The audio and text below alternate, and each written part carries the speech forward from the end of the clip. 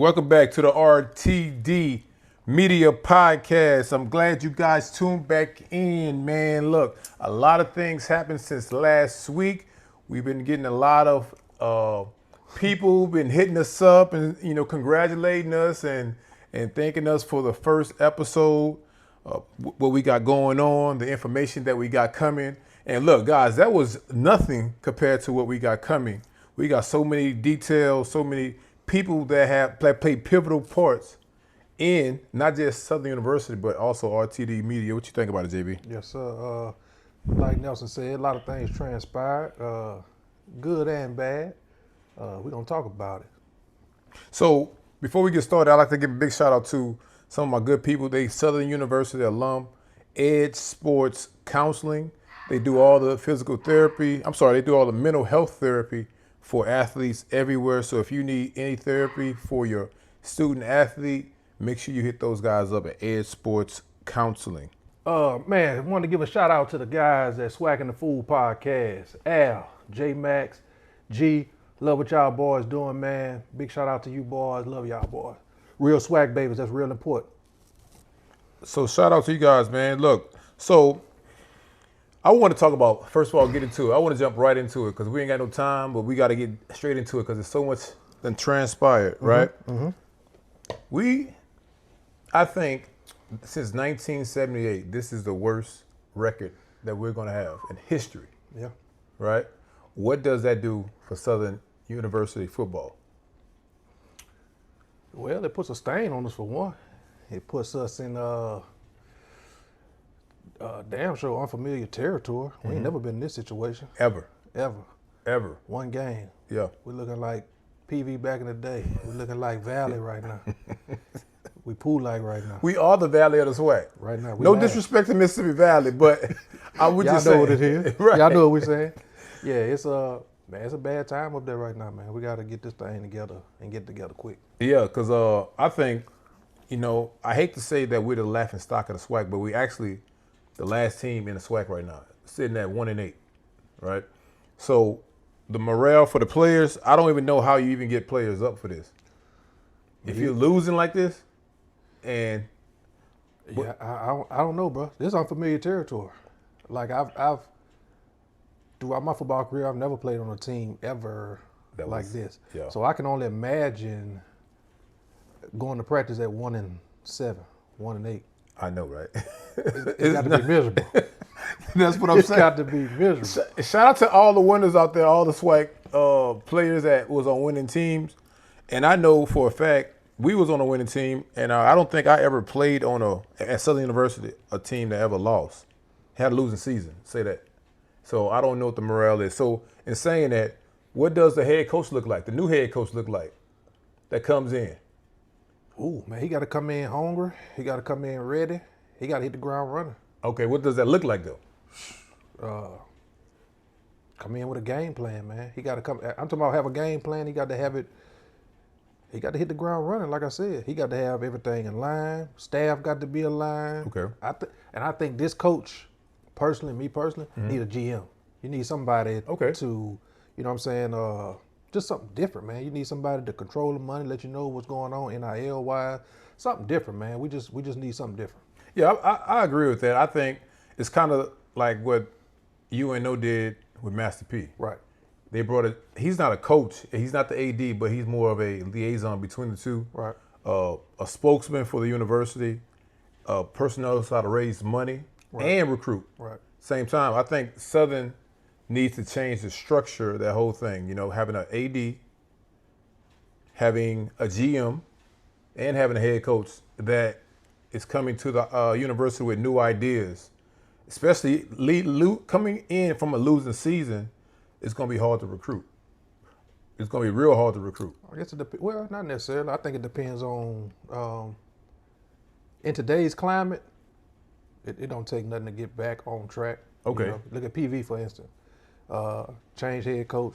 They're probably going to represent the West. Mm-hmm. So, again, he came in with a plan, looked like, got recruits in. I think it just, you got to hit the ground running. You got to know, need somebody familiar with the landscape, kind of understands what's going on. You just got to hit the ground running. But Dooley cultivated that. at PV because PV wasn't winning until Dooley got there. No, that's not true. Yeah. They won a championship with Heisman North. Well, that was way back in That was 2000. before Dooley. Yeah, it was like 2000 and what? Maybe 8? Right before Dooley. No, was it? Yeah, they started that. Heisman okay. and all them. They got the ground run. Heisman, Glen Oaks product, Glen Oaks baby. You know how that go. Shout out to Heist. Yeah. Yeah, man. So I want to ask you this. Uh-huh. Since we have a opening for positioning, right? So I'm gonna lay the groundwork first. Okay. Southern University has always been a historical presence in terms of not just the swag, but college football altogether because of the exposure that they get, right? With the Bayou Classic, with the number of games that they play in the Chicagos, Las Vegases, LAs, so on and so forth. Do you think that the job is an appealing job right now? Yeah. Southern's gonna always be an appealing job. It's not an easy job, but it's definitely appealing. What you mean not easy? It's not easy on the bluff, man. Coach Rich spoiled us. He brought in championships. We were used to getting championships every year. We used to either playing in a championship, winning a championship, going to a championship. He put that culture in us. That's what we used to. Yeah. And we don't want to turn back. So the new coach, he's gonna have to come in. Now, if he can come in and do those things, then man, Southern's the place to be. You know one thing, Jaguar Nation gonna get behind you. You gonna have the support. We got the fan base, we got the culture, we got the food, we got the band, we got the cheerleaders, we got the dancing dolls, we got everything in place. If the right person comes along, and we can get back to that easy. We're gonna support. Now I think it's a gift and a curse. The reason why I say that, for all the things that you said, Explain. is a good thing and a bad thing. Okay, what's the gift? So I'm gonna go back to what you said about Coach Rich. Coach Rich brought a winning history to Southern, Correct. right? So, but when he didn't, he became the bad guy. But he cultivated the winning history. So now when he wasn't winning no more, he became the enemy of what he created. But that wasn't a lot. That was like on the back end. That's what I'm saying. So Nick Saban said this not too long ago. He said this to James Franklin. He said, the people at that school should be ashamed because you created a winning environment that those kids and you cultivated, and now you're not winning as much what you created, and now they're against that. Well, I think people won't, and I'll use Coach Richardson, I'll use Nick Saban, I'll use Eddie Robinson at Grambling. They're gonna always look at you in that icon light, Right. but at the end of the day, I think they know when it's time, when your legends start losing or kind of falling off, you can see it. And in a perfect world, as a fan base, you really want your legends to step down on their own. Okay. And then if they don't step down and they overstay, then people start saying, What you mean? All right. So what? Oh, in today's climate, overstay. What is that? "What you mean in today's climate?" Yeah, today's time in football. Well, they ain't no overstaying now. They getting you out of here. That's what I'm saying. 2 to 4 years. That's what I'm saying. You won 2 to 3, really. You ain't getting 4. You gotta won win. 10 seasons, and then you have 2 losing seasons. Now they want you out of there. That doesn't make sense. Well, I mean, Coach Rich, Eddie Robb, they were older on their they stayed a long time, Right. and in their own right, they legends. You want your legends to kind of walk off into the sunset on their own. But then if that's right, correct. If that's all they know, then they're gonna stay. Right. But then now you're overstaying. You're to a point where you're older. You're not winning. We want you to leave. We don't want to fire you. We want you to leave on good terms. That's why I say. So that's why I say it's a gift and a curse, because you might have a coach that come in with bright ideas, and look, change the whole landscape of Southern, go from 1-11 to 11-1. Okay, he's gonna get praised. Good example, Terrence Graves.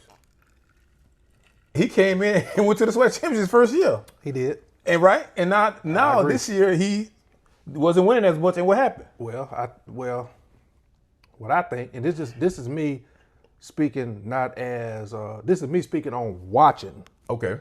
So Coach Graves last year went 8-4. Yeah. I watched the 8-4. I watched the 1-6. Yeah. The difference is the 8-4 looked like the 1-6. Okay. It's just we were winning. We were in close. It wasn't that we were 8-4, and it wasn't that we were winning pretty. It wasn't that when we went 8-4, made the championship, knew we was gonna play Jackson State again. It wasn't like nobody in Jaguar Nation was thinking to themselves, we finna go down here and dominate Jackson. Yeah. You know, back in the day, we were like, we finna go down here and punish these boys.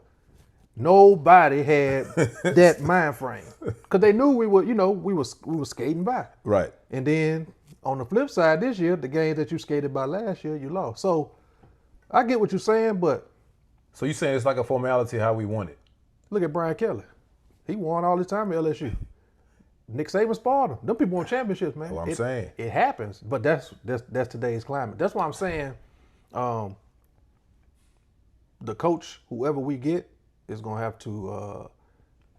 He's gonna have to understand. I think anybody that's coming to Southern or really want Southern job, they understand that. They know the landscape. They know what comes with it. So in saying that, how does the athletic department address facilities, budget, and staffing gaps with the new head coach? Because it's an issue right now. And I spoke about this last week. You know what I'm saying? I ain't saying no names. You know what I'm saying? Fill in the blank. So for me, so what everybody else see, I don't see. Okay.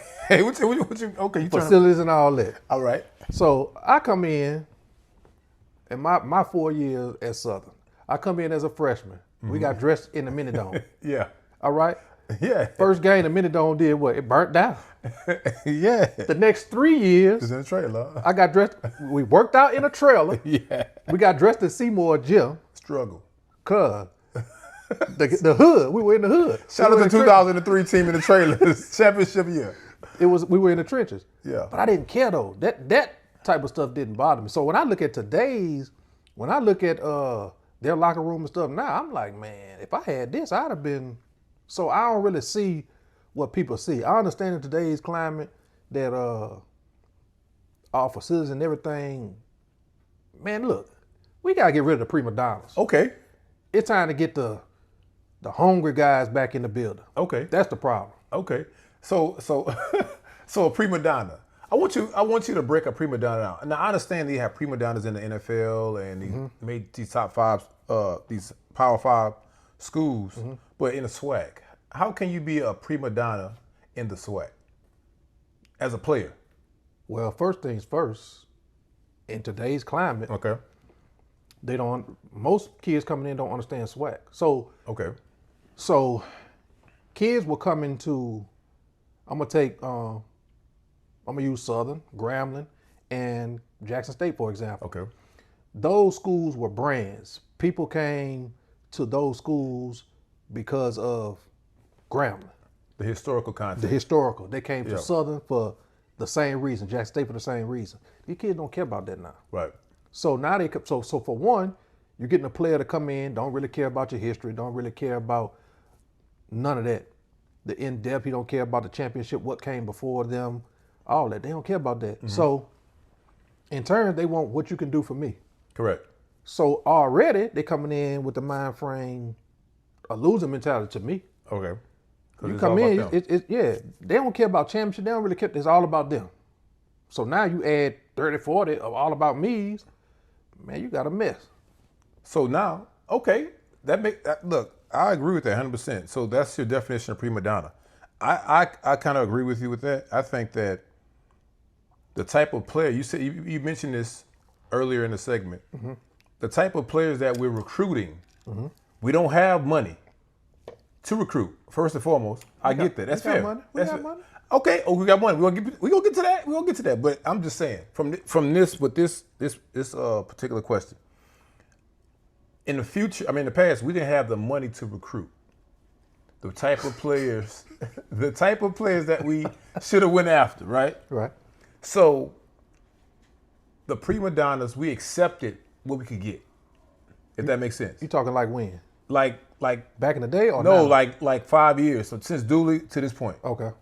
We only because we didn't have the funds, according to the athletic department, we didn't have the funds to proceed with recruiting or go out to get the kid that we actually wanted. The 3-star or sometimes the 4-star, hit or miss. We had to bring the kids in that wanted to come to Southern. And so now with that leaves the coaches if the coach is not creative with those players, it's going to be a mess anyway because the kids, they want to come there. It's like, now you accept me and I can do just whatever I want to do versus I'm going after you and I have options. Because there's a difference. It's like a man. If a man got options, he chose to be there because he want to be there versus gotta go there. You see what I'm saying? Mm-hmm. It's the difference. So that's what I think with that. But speaking about money, you say you got money. What type of money are we speaking about? Hold up, see, JB had information last week, and he holding it back. So you saying Southern has money? Because every time I see Southern, every time I hear about Southern, it's always a deficit. It's like they don't have the money to do this. In what? Speaking of athletics. In athletics, like athletics, okay. Like the football team, like travel, like going to certain hotels, flying on a plane versus a bus. Mm-hmm. Stuff like that. So we do have money. I need your sources. Cite your sources. a real man never cites his sources. I got you. But we got money to do. Again, it's all about this new coach got to come in with a plan. I think he come in with a plan. They're gonna execute the plan. You come up with what you need. Cause look, you had to pay Coach Dooley. Yep. You got to pay Coach Graves. Yep. You got to pay this new coach. Yep. Where the money is? Money somewhere. Somebody got it. We got money. Okay. I'm saying what I think is going to depend on the coach to come with a game plan to execute getting the money and the funds. Because you can't just give a coach funds. Like what's your plan? I'm saying if you coming I'm an AD, you the coach. Yeah. You coming with a plan, you telling me what you're doing, your GM, he's speaking on what he want to do. Okay. Look, this is what we're going to do. We're going to do this fundraiser, or we're going to do this. We're going to get this guy. We're going to connect with this guy. Mm-hmm. It's a plan. So then people can give money. But if you ain't got no plan and you just telling me I need stuff to recruit, what you just want, what you want? You just want me to dump whatever to you? Yeah, basically. To do what? What's your plan? So in today's time, you got to have a plan, but I think the X's and O's is everything nowadays. Boosters, support systems, alumni, they throw money at these organizations because they just want to win. Correct. Because they don't know the X's and O's and all that stuff goes behind the scenes. They say, look, we're going to give you this and win. No, you got to have a plan. So I'll give you an example. Brian Kelly last year. Yeah. I think they spent 19 or 20 million on that roster, right. Their previous roster they have this year.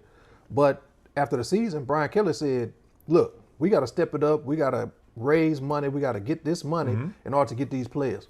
Brian Kelly started by saying, I'm going to put $1 million up myself. Okay. And then the boosters went in. So the boosters saw what he was doing. Then he showed what the 19 million was with the type of player. Right. Again, but with all that, what happened? He still got fired. Because at the end of the day, you still got to coach these kids. Absolutely. So it comes down to the coaching and recruiting, man. I understand what you're saying with money and all that. Yeah. But it's at the end of the day, you still got to have a vision on the type of player you want through your program. You got to have people you got to recruit people that won't buy in. You ain't recruiting a prima donna want to come to you. I don't want no player like that. So don't come to me because I pass on a 5-star who think it's all about him coming to Southern. No, I ain't passing on him. I'm passing on him. Nah, and he gonna come fuck the program up. Travis Hunter, for example. Travis Hunter was all about ball. He bought into the system. That's what 5-star does. No, all 5 stars ain't buying in. Not all of them, but I'm just saying majority of it. They 5-star, they coming in. They ain't buying in. Nick Saban got out the game because of this. That's true too, but that's NIL. That's a whole nother thing. But I'm saying the players feel privileged. They feel privileged. Now I'm all about Trey Holly, Kelby Givens. I don't have no problem with Southern giving them boys money. Okay. They done earned, they done did what they supposed to do. Yeah, they grinded, yeah. They ain't no flashing it. Every Saturday I know one thing. They gonna on show Saturday, up. I know Trey Holly gonna show up. I know Kelby Givens gonna show up. True. I do know that. And they're gonna give maximum effort. You reward those type of players. What's going to ball too now, the DB, Bristol. Bristol too. Yeah. Bristol, yeah. Yeah. He balled too if he stay healthy. If he stay healthy, right, Yeah. right. But those are the type of players I'm trying to pursue. I need 60 to 70 of them. Okay. rather than this 5-star to come in and wreck my program. Because Nick Saban said it perfectly on game day. If you pay that money for the wrong player, you shit out of luck. Yeah. And that's a fact. That's true. That's true. So speaking of recruiting, what type of player? I know you kind of spoke on it, but I want to know what new staff come in, right? How does a coach supposed to look in terms of having a mouthpiece, persuading the kid to come to Southern, and what type of recruit should they go after? Because it matters. If I go in there looking good, like I look good, you know what I'm saying, and I'm persuasive with my words, and I got mama's buy-in, and she like, oh yeah, he coming there because I know a coach that's going, take care of him spiritually, mentally, and on the field. He gonna come out a man. You know what I'm saying? Versus a coach that just. Well, he got to come in. First of all, he got to come in with a dog mentality. Okay. His staff got to come in with a dog mentality, but his staff also he has to have some versatility to him too. So meaning, you need a mixture of. It's preference. You can have all black staff, whatever you want. Okay. But in my opinion, you need a mixture because. Come on, race. Correct. Just because this is Southern University HBCU, I ain't got to go after straight just black kids. I'm going after the best kid. I don't care if he's Mexican, black, green, orange. The best person gonna come to my school and play for me. So you got to have versatility in that. So you got to have different walks of life to go into these different houses to get these recruits. You can't come in with a one-way mentality. That ain't gonna get you nowhere. That's a controversial topic right there. What you mean? Some people don't believe that. You at a black college, you said, for us, by us, you bring some white. Now, I understand what you're saying. You got to win. All right. Whatever it takes. Whoever think like you saying they think, Yeah. I bet they ass 1 in 10 they ain't winning shit. I bet you that. You can't have that mentality, man. Yeah, you're right. You gotta be diverse. Yeah, you gotta be in diverse. You in gotta your hit coaches, everybody, play calling, your staff, all that. administration. And they got to be go-getters. Yeah, that's true. So speaking of that, do you think I like that point about diversity? Because I'm gonna stay on the athletic department. I don't know why. I just gotta stay on it because I think they're accountable.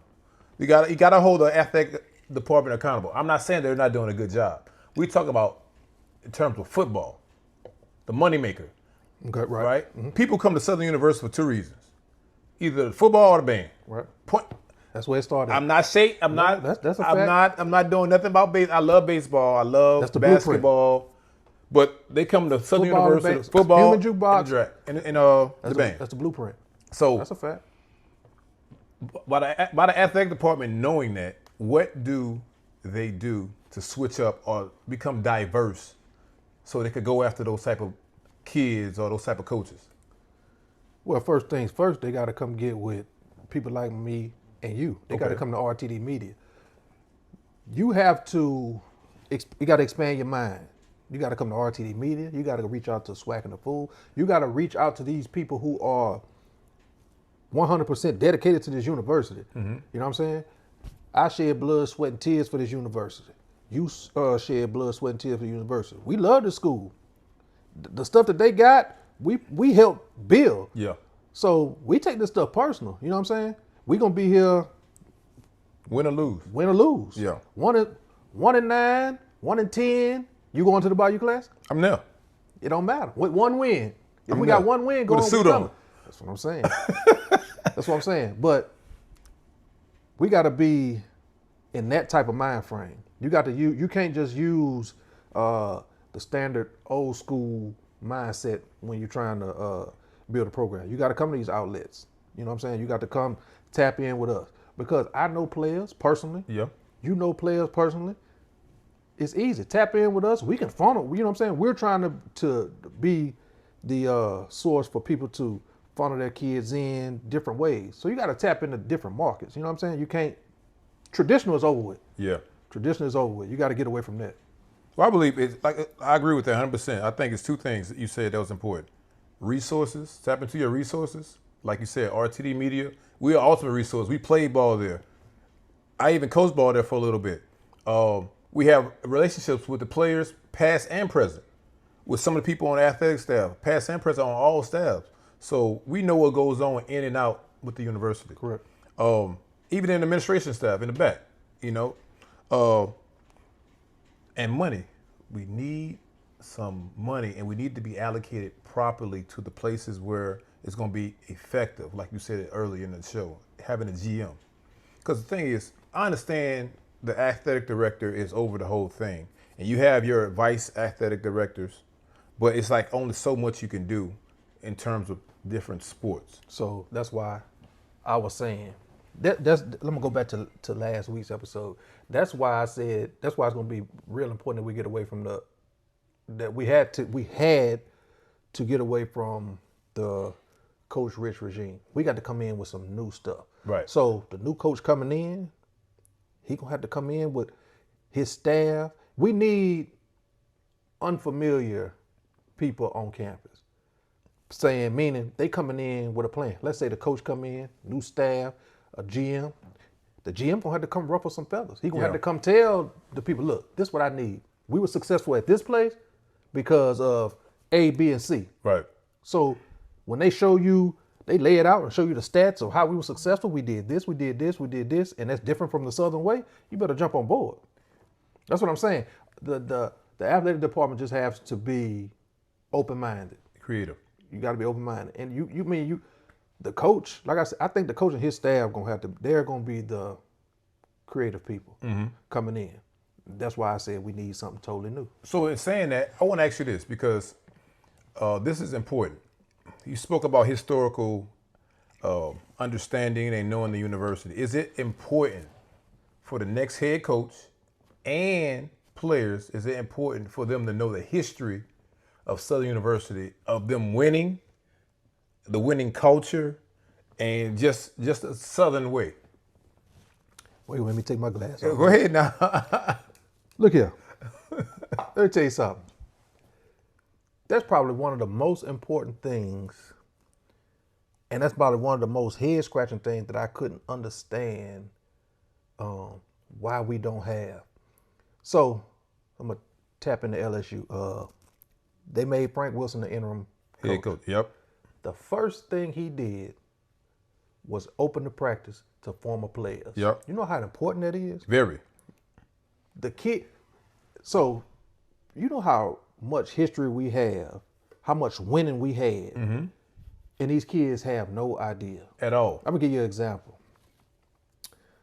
Went to camp over the when they was in fall camp, and was talking with our OC, Mark Fredericks, and he brought Leonard Tillery to the practice and asked the kids, do they know who that is? The kids did not know who he was. This is the all-time lead rusher for Southern University. dog. Some stuff got to be law. Right. Some stuff got to be law. You need to know who he is. Mike Hayes. Michael Hayes. Yep. Devin Lewis. Yep. Sean Wallace.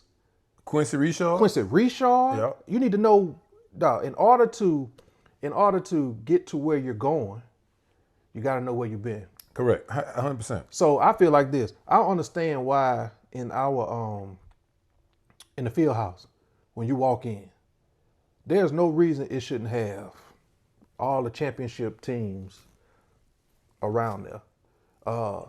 Why is there not a room dedicated to all people who've made all SWAC, people who were Bayou Classic MVPs? We need 3 or 4 big screen TVs that need to be playing every championship over and over, 365 days a year. 2003, the 90s, all they need to be playing. They need to see this stuff. You know what I'm saying? Yeah, I got you 100%. That's important, man. You can't. They don't know what they, and I think that's why when I watch them, that's why I get irritated. Okay. Who fault is that? That's coaching to me. Coaches got to do that. And administration too. But Okay. For me, it's going to start with the coach. Because if I'm head coach, I'm coming in. I need to see this. That's what I'm telling my athletic director. That's what I'm telling whoever. I need this. I give an example of the band room. The band room used to be just regular and basic. And then I think his name is The Edge, who does the video, does a great job with the band and all that. Made these pictures and all that. So they got different pictures of all, the history in the band room. Now that stuff is important. It is. How you gonna recruit? There's no reason that a couple players from the 90s shouldn't come talk to the team. 2003 team shouldn't come talk to the team. Yep. Because it's so much that we could give them. It's so much game we could give them boys, man. It's a lost art, man, and I don't understand why we don't have it. That right there irritates me. Now, I'm gonna take it a step further. Come on with it. Right? Boy, you got me worked up. I'm gonna take it a step further. Come on. Out of all those years, from 93 to 2008, it was one person who led them teams. And you have nothing outside the football field named after him. You have nothing with Coach Richardson's name on it. Agreed. So them players come in and be like, who? Coach Richardson? Who is that? Well, this wouldn't be here if it wasn't for Coach Richardson. Right. But that's a lost art anyway. These kids coming in not going to know Coach Rich anyway. But when they get there, they one thing that's going to be understood, you're going to learn of Coach Rich. But when we say coaching, that's why I say, think of this. When we went to camp at Southern, Coach Rich made us learn the alma mater, the fight song. That was law. You had to know these things. You know what I'm saying? It's just different now, bro. But in my opinion, that starts with the coaches. Yeah. The next coach coming in, you need to tap into that. RTD Media will help you with that. Yeah, we're gonna help you out. Just holler at us. We know how to do that. We know how to tap into the players. So in closing, man, I know you don't know the answer to this, but I'm gonna ask you the question anyway. Come on. So the big talk last week was who was going to be the next head coach at Southern University, right? And you knew something because your mind was. I saw the light bulbs going off in your head. So you don't know who the next head coach is, right? But you have some names. Just throw some names out there. Because look, I threw some names out there, but you didn't throw your names out there. So I want you to just throw 3 names out there that you think that would be a good fit for Southern University coming up in the 2026 season.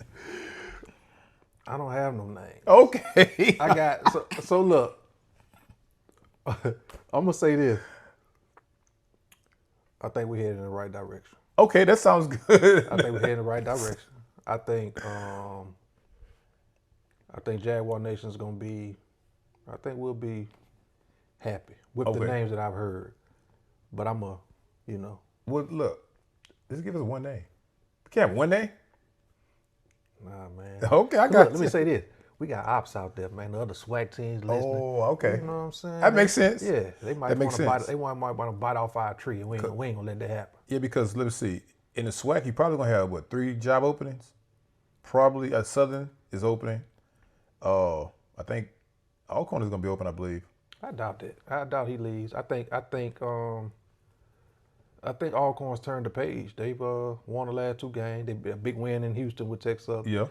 I don't see them letting their coach go. I think Graham gonna let that coach go. Because I don't think 2 years on his contract, I believe. I don't think Graham gonna let him go. I think in my opinion, if Mickey Joseph leaves, he leaves because he want to leave. I don't think Graham will let him go. It wouldn't make sense. I think he should come to Southern. I mean, he talking crazy. We're not going to insinuate, right?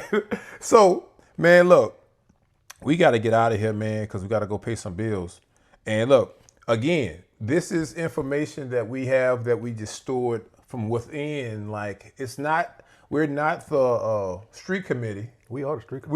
We are the street committee. We're the street committee now. We're going to look in the coming up seasons and the coming up episodes, we're going to start having a segment called the Street Committee. I heard. This is what I heard. I heard this. For this episode, we're not going to have it, but we're going to start coming up, especially next week when we start having the Classic. We're going to be at the Bayou Classic, and we're going to see you guys there. We're going to have a lot of big interviews with a lot of people that are big time at Southern's campus and Gramblin's campus. We're going to be down there in New Orleans. So, you have I heard at practice. You remember those? Yeah, a lot. A lot. I heard. Look, none of it was true, but I heard. So, guys, man, I appreciate you guys for tuning in to the show, man, and continue to like, subscribe, tell somebody that doesn't know about us.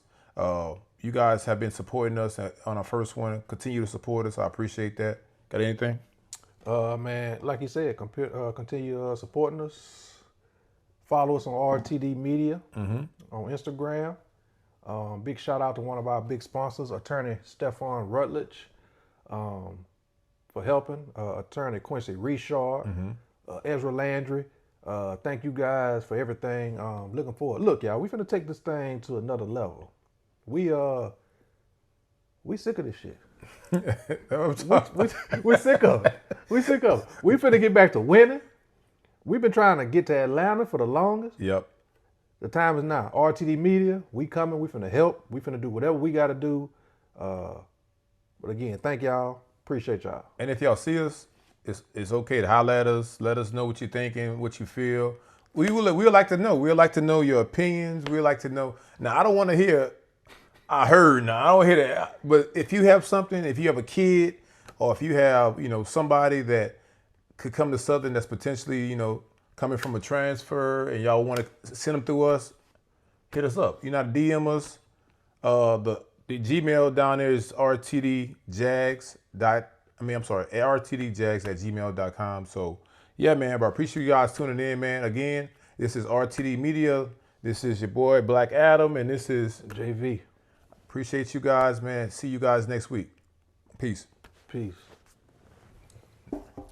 Bam. I do this, bro. Come to your phone, man. Your phone went out, bro. Huh? Your phone went out. It went out.